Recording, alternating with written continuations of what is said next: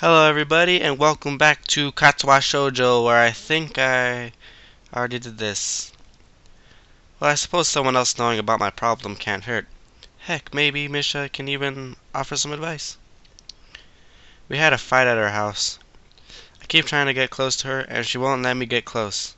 And I said something stupid and she threw me out. Have you talked to her since then? Misha looks genuinely concerned. I'm surprised, as I'd almost expected her to drop the subject after finding out what the trouble was. Even more surprising is how quickly I find myself spilling my guts to her. No, I haven't. I can't bring myself to face her after that. I made a complete fool of myself, and she probably hates me now anyway, especially since I haven't seen her since then. You're pretty slow, Hit-chan. This doesn't sound like advice. Huh? Misha places her hand on her hips and launches into a speech that would sound more plausible coming from Shizune. The solution to your problem is simple. You have to go and apologize to her. Leaving things like this will make things worse. You can't know that she hates you unless she tells you. Otherwise, there's no evidence that what your fear is true. That what your fear is true. And and if you really care about her, shouldn't you be worried about how she's taking all this? With a sudden start, I realize that she's right. I've kept waking up to an early alarm because part of me wants to meet Emmy at the track for our runs. I've kept running because I know that Emmy would worry about me if I didn't stay healthy. When I went on the roof yesterday, I was half hoping that she would be up there, and felt disappointed when she wasn't. I'm an idiot. Kinda, Hit-chan. Oh, you freaking jerk. So, go and apologize to her as soon as you can, okay? I opened my mouth to say that, and I'll do it right away. But the lunch bell rings, and I realize that I still have afternoon classes to attend. First thing after class is over, I'll go see her. I promise. And thanks for the advice, I guess. Misha beams at me as if I were a child that had just learned his ABCs. Good. I'll let Sachan know that you're okay then. Yeah, do that. With a wave, and completely disregarding the fact that people are starting to trickle back into the classroom as opposed to out of it, Misha departs the classroom. I suppose she and Shizune have student council business again. While the afternoon wears on, I find myself impatient for the lessons to end. I need to see Emmy now! I have to try to set things right. Even if Emmy hates me now, I have to at least apologize. I owe her that much. Should I meet her in her room? No, I decided it would delay things too much. If I know Emmy, then I could find her at the track. Still have no idea what I'm going to say when I get there, but I take the comfort in knowing that Emmy probably won't have a plan for something like this either. Play it by ear. Stop being nervous and just go to the track. Figure the rest out when I get there. The track looms ahead, and another jolt of nerves hits me in my gut.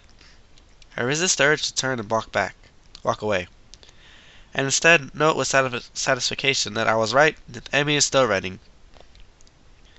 I don't make myself immediately known. I find a seat on the bleachers and watch her run instead, thinking back to earlier meetings. After a few trips, why do I have the mouse right in the middle of her face? After a few trips around, oh shit! Well, what did it say? After a few trips around, Emmy notices me and skids to a halt, an expression of surprise that slides easily into one of anger. What are you doing here? Not quite the response I hoped for, but at this point I don't have much of a choice. I wanted to apologize for what I said the other day. The other day? She laughs, a curt exclamation of disbelief. It's been almost a week, Hisao. Yeah, well, better late than never, right?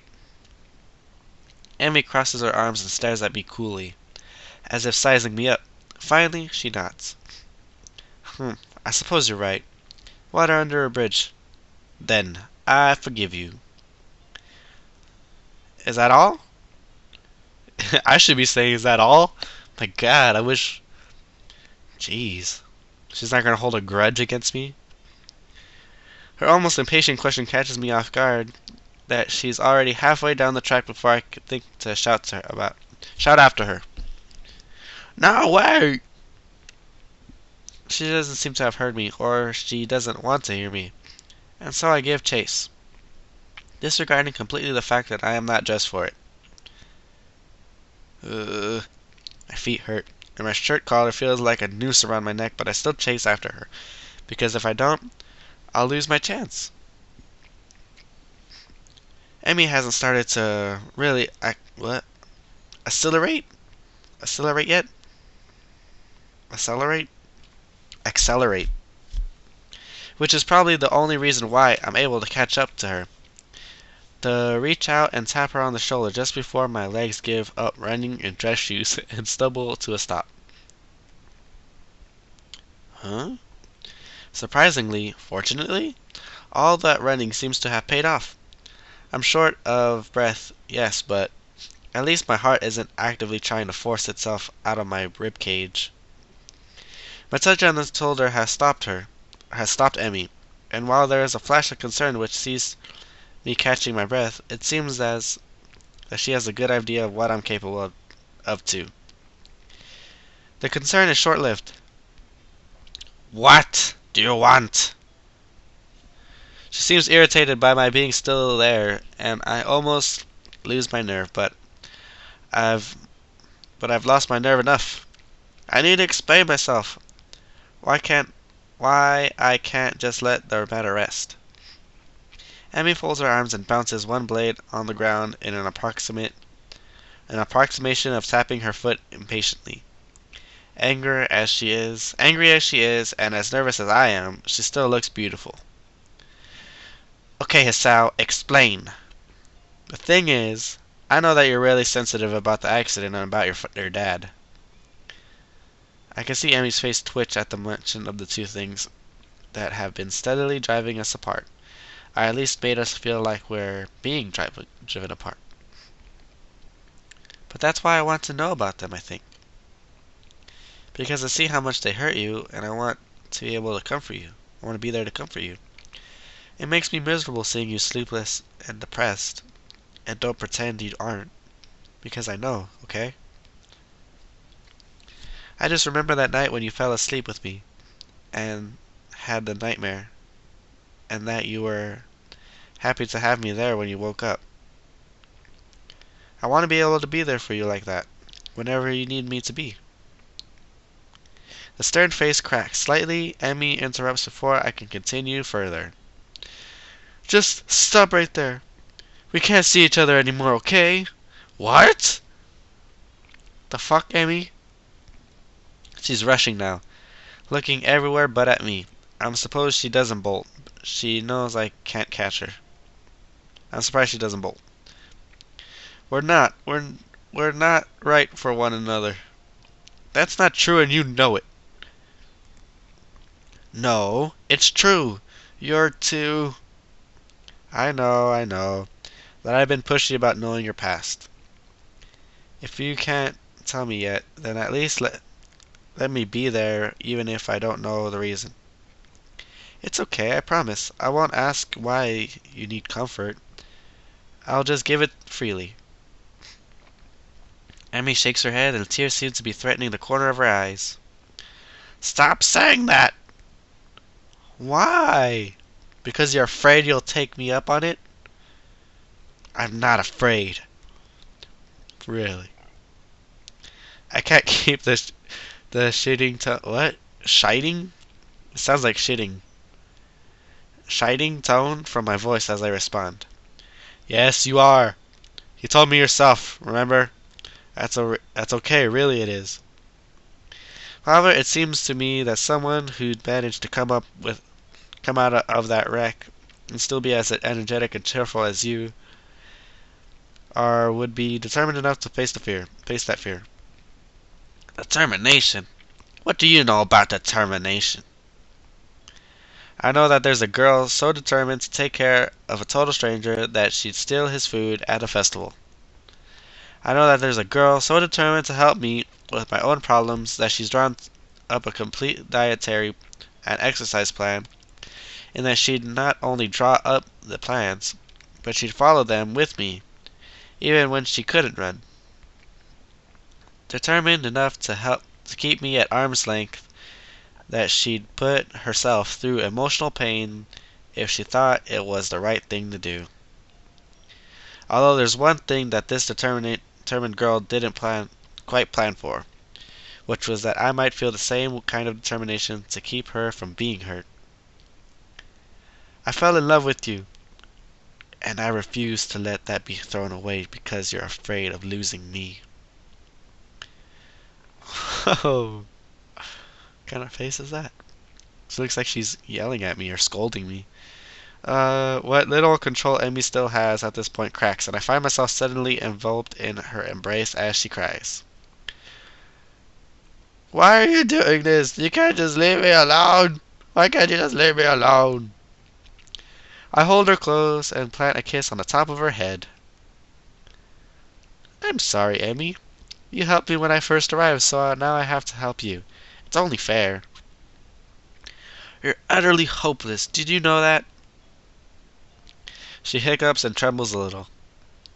Funny, I could say the same about you. Can you do something for me, Hassan? Anything. Can you go now? What the hell, you jerk. It feels like she just shoved a knife through my chest. Go? I need to think, okay? I can't just tell everyone yet. I'm still scared. And when you're around, I can't think clearly. But do me another favor. What's that? Show up for our morning run tomorrow. I smile, feeling better than I have all week. Of course! I won't miss it for the world. Hold on, guys. I'll be right back. Okay, I'm back. Emmy steps back slowly, what? Reluctantly. She sniffles a little and then grins at me. A real smile that lights up the track, overpowering the fading evening's light. See you tomorrow, Hassau. Okay. She darts forward suddenly, planting a soft kiss on my lips, then steps back shyly. Spinning on her back foot, she takes off running again, and I know that our conversation's at an end. My lips tinkle with the warmth of that brief kiss, and the memories of the other, longer kisses. I walk back to my room with a spring in my step. Tomorrow when my alarm goes off, I'll get up. He he he. Oh, what's this? Oh, it's a new act.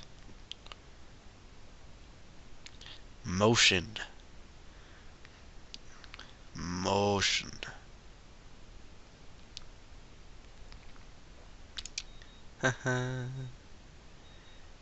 Okay. The morning sun is bright through my open window, and the sound of my alarm quickly has me up and about. I slept surprisingly well last night, secure in the knowledge that at least I've got another chance with Emmy. If I can just keep myself from doing anything stupid, maybe I'll find out what's been eating her recently. I have a few educated guesses, but nothing concrete, and certainly nothing that I'm going to say to her. I'd much prefer to have her tell me herself. Emmy is waiting for me as promised, looking a little haggard but otherwise bright and cheerful, much more so than any previous day this week. Hassau, you're late! I wave my hand dismissively. Nonsense, you're just too early. Emmy grins back and it feels like we're finally back where we should be with one another. Except now, Emmy, not just me, wants to take another step forward. Although a part of me worries that she'll back out at the last second. Hurry up and stretch us, Hal. I don't want to miss the bus. The bus? Yeah, the bus. I want to show you something, and I don't want to be late. Oh, okay. I try not to grin too wide. I'm happy beyond words that Emmy wants to hang out after the run at all. The run at all. But her promise of showing me something has me even more intrigued. Is this what she had to think about? I wonder just what she's planning to do. I quickly go through my warm-up routine while Emmy bounces impatiently from one foot to the other. She does seem she wants to get moving as soon as possible. The run is over so quickly I can barely believe that I haven't fallen over dead afterwards. Emmy set a blistering pace and I, in my foolishness, kept up with her. Well, until the last few laps, I had to slow down just in case, but I don't mind, and Emmy's waiting patiently for me when I finish. As patiently as she can wait, anyway. Finished? Good. Come on. Grabbing my arm, she practically rushes me to the nurse's office. You seem in a hurry, Emmy. Trying to catch the early bus? Yeah, I told my mom I'd be back for lunch. Well, I'll take care of you first then. But Hisao's gotta come with me too. The nurse raises a single eyebrow at the statement and peers at the two of us searchingly. Really? Today, huh? Emmy's response is a nod, followed by a surprising shy grin. Well then, we'll make this quick. Emmy enters the nurse's room, and I patiently wait outside for her to be finished, wondering just why the nurse seems to be surprised by Emmy's declaration. I feel like I'm missing out on some joke or some significance of today, beyond the fact that Beyond the fact that it is clearly significant in some way, of course.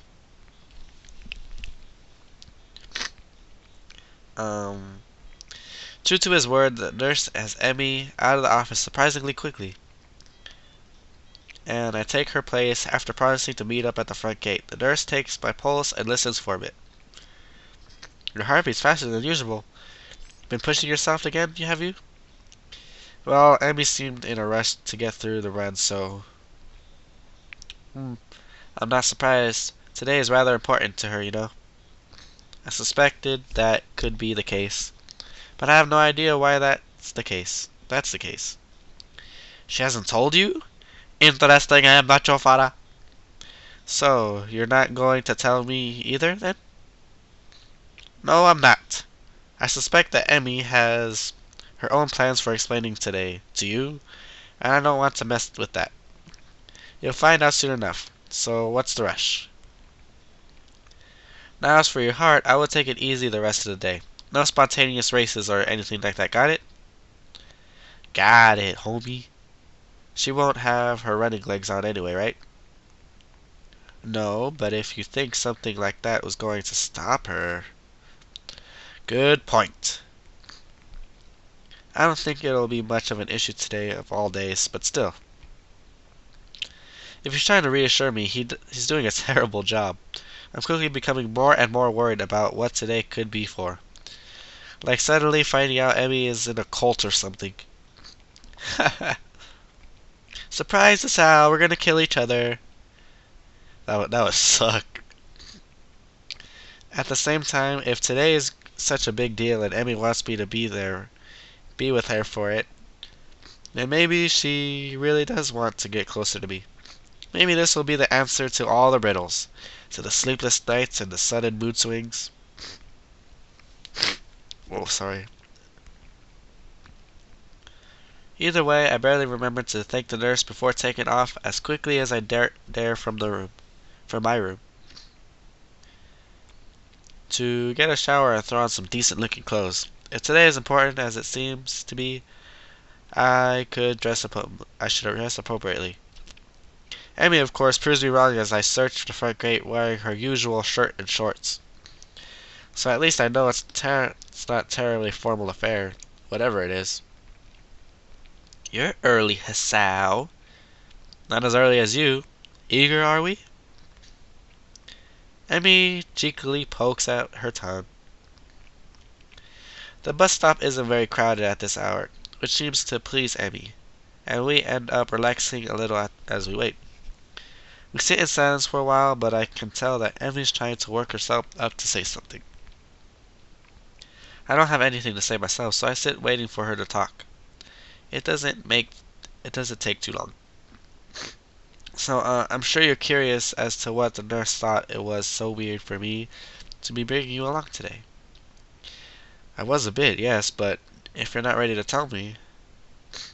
Emmy stops my sentence by placing a finger on my lips.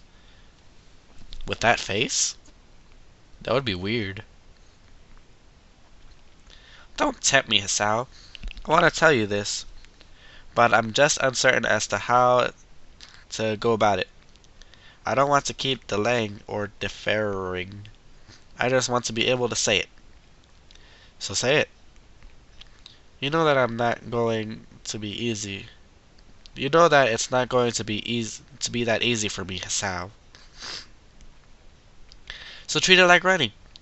Warm up to it with something small and easy, and then go from there. But don't do it too fast, okay? I'm a patient man, and I could wait for you to get to it.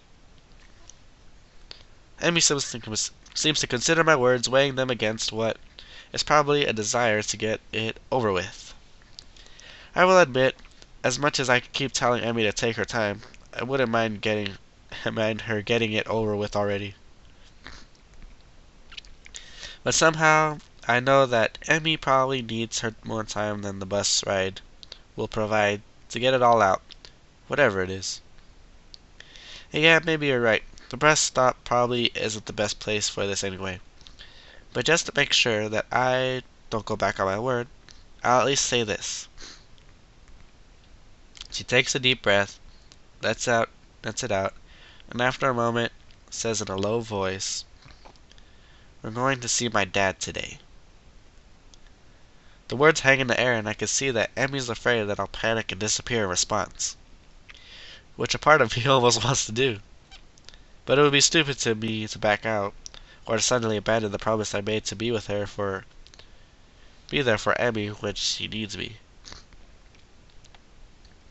Hold on, guys, I'll be right back.